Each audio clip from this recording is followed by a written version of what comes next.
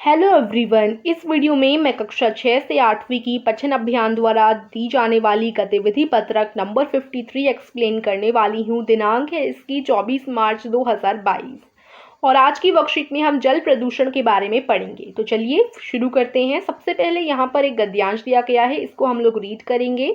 तो देखिए, यह बात एकदम सही है कि अगर पृथ्वी पर जल ही नहीं होगा तो जीवन नहीं रहेगा, क्योंकि जल से ही हम जीवित रह सकते हैं। संसार के सभी लोगों के लिए जल अमूल्य धन है, जिसे पीकर इस धरती पर सभी प्राणी, पशु पक्षी और पेड़ पौधे जीवित हैं। पर इस जीवन के लिए जल का शुद्ध होना भी अनिवार्य है, लेकिन हमें साफ पानी पीना चाहिए, है ना। तो शुद्ध जल के लिए जल के स्रोतों जैसे नदी, झरने, झील, तालाबों को भी प्रदूषण से मुक्त रखना होगा। तो हमें पानी कहाँ से मिलता है? पानी के सोर्सेस क्या है? नदी हो गया, झरने हो गए, झील हो गया।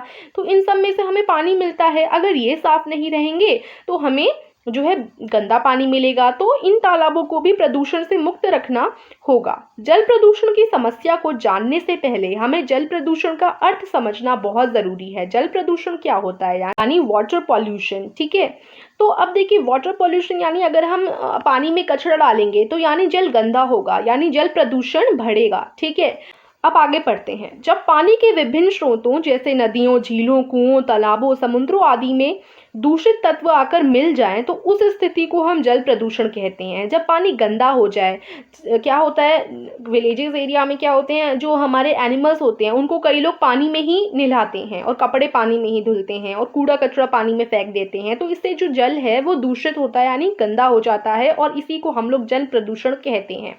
ठीक है, यानी जल का दूषित हो जाना।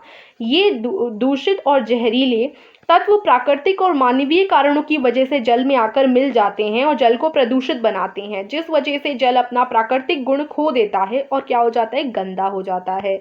आसान शब्दों में इसे ऐसा समझा जा सकता है कि जब हम किसी भी प्रकार के कचरे को सीधा जल में फेंक देते हैं तो इससे जल प्रदूषण होता है। जब जल में जानवरों का मल, जहरीले औद्योगिक रसायन, घरों और कारखानों का कचरा जैसे पदार्थ जाकर मिल जाते हैं तो हमारे प्राकृतिक जल स्रोत जैसे झील, नदी, समुद्र, भूमिगत जल स्रोत आदि प्रदूषण का शिकार बन जाते हैं, जिसका मनुष्य और अन्य जीवों पर गंभीर और घातक प्रभाव पड़ सकता है। अगर देखिए, पानी ही गंदा हो जाएगा तो बीमारियां फैलेंगी, है ना। तो हमारे शरीर पर बहुत ही ज़्यादा जो है गंभीर प्रभाव पड़ेगा। यदि समय रहते इस बढ़ते हुए जल प्रदूषण की समस्या की ओर हमने ध्यान नहीं दिया तो एक दिन ऐसा आएगा जब पूरा देश जल संकट का सामना कर रहा होगा। तो इसलिए पानी को साफ रखें, गंदगी ना फैलाएं उसमें। ठीक है, और जल प्रदूषण नहीं करना हमें, जिससे आगे हमारा फ्यूचर हमारे लिए ही ये अच्छा रहेगा, है ना। अगर अभी हम गंदगी फैलाते रहेंगे तो आगे की जनरेशन के लिए एक दिन ऐसा ज़रूर आएगा जब पूरा देश जल संकट का सामना कर रहा होगा, और हमें वो दिन नहीं आने देना। हमें अपने पानी को स्वच्छ रखना है और साफ रखना है। और देखिए, गंदा पानी पीने से बहुत बीमारियां भी फैलती हैं, तो इसलिए पानी को साफ रखें और जल प्रदूषण के लिए हमें काफ़ी उपाय भी करने चाहिए। ठीक है, प्रश्न 1 देख लेते हैं अब। इस गद्यांश को बोलकर पढ़िए और अपने माता पिता एवं परिवार के सदस्यों को सुनाइए। तो जैसे मैंने ये पूरा पढ़ा ऐसे ही आप इसे पढ़ेंगे। ठीक है, और अपने किसी फ्रेंड को या फिर अपने परिवार के सदस्यों को आप लोग सुना सकते हैं पढ़कर। ठीक है, और अब आगे के प्रश्न देख लेते हैं। उससे पहले देखिए, मैं आपको बताना चाहूँगी हमारे चैनल पर एनिमल क्विज चल रहा है, जिसकी लिंक डिस्क्रिप्शन में दे दूंगी। अगर आप खेलना चाहते हैं इस क्विज को तो डिस्क्रिप्शन में लिंक है, जाकर ज़रूर खेलिएगा। और हमारे माइंड बूस्टिंग कंपटीशन चैनल पर घर वापसी नाम की एक इंटरेस्टिंग स्टोरी अपलोड की गई है, जो कि एकदम न्यू है। उसकी लिंक भी डिस्क्रिप्शन में मैं आपको दे दूंगी, आप जाकर उस कहानी को भी सुन सकते हो। अब हम लोग प्रश्न 2 पढ़ते हैं। देखते हैं प्रश्न 2 में क्या पूछा गया है। इस कहानी में जिन शब्दों के अर्थ और उच्चारण में आपको कठिनाई हुई है उन शब्दों की सूची बनाएं तथा अपने शिक्षक या फिर शिक्षिका या परिवार के सदस्यों से उनके अर्थ और उच्चारण पूछकर उनका अभ्यास करें। तो जैसे के लिए कुछ मुश्किल शब्द थे। पृथ्वी, जिसका अर्थ होता है धरती। अमूल्य का अर्थ होता है अनमोल यानी कीमती। शुद्ध का अर्थ होता है निर्मल यानी साफ। अनिवार्य का अर्थ होता है जरूरी, जो महत्वपूर्ण चीज है। 5वां, प्राकृतिक का अर्थ होता है प्रकृति से उत्पन्न, जो हमें नेचुरली मिला है। औद्योगिक का मतलब होता है उद्योग संबंधी। घातक का मतलब होता है हिंसक, और समस्या का मतलब होता है मुसीबत। तो ये कुछ जो हैं हमारे शब्द थे जो डिफिकल्ट थे, आप इनको लिख सकते हो। ठीक है, और अब प्रश्न 3 देख लेते हैं।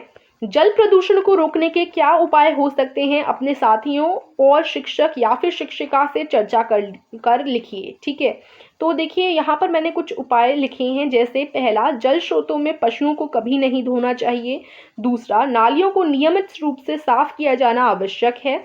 तीसरी चीज़ क्या हो सकती है, जल स्रोतों में कूड़ा नहीं फेंकना चाहिए, जल स्रोतों में कपड़े नहीं धुलने चाहिए। और 5 आप लिख सकते हो, समय समय पर जल स्रोतों से हानिकारक पौधों को निकाल देना चाहिए। ये कुछ टिप्स हैं, ये कुछ उपाय हैं जिन्हें फॉलो कर जल प्रदूषण हम रोक सकते हैं। प्रश्न 4 है, आपके घर में पानी को पीने के पानी का स्रोत क्या है, यानी जो पानी पीने का होता है वो आपके घर में कहाँ से आता है। ठीक है, आप पीने के पानी को साफ रखने के लिए क्या क्या उपाय अपनाते हैं। तो देखिए आप आंसर लिख सकते हो, हमारे घर में पीने का पानी का स्रोत दिल्ली जल बोर्ड का जल है। ठीक है, और हम क्या क्या उपाय कर सकते हैं, हम पीने के पानी को साफ रखने के लिए उसे ढक सकते हैं, पीने के पानी को समय समय पर उबालते भी हैं, पीने के पानी को साफ करने के लिए उसमें क्लोरीन की गोली भी डालते हैं। ठीक है, तो ये कुछ काम हम लोग कर सकते हैं अपने पानी को साफ रखने के लिए।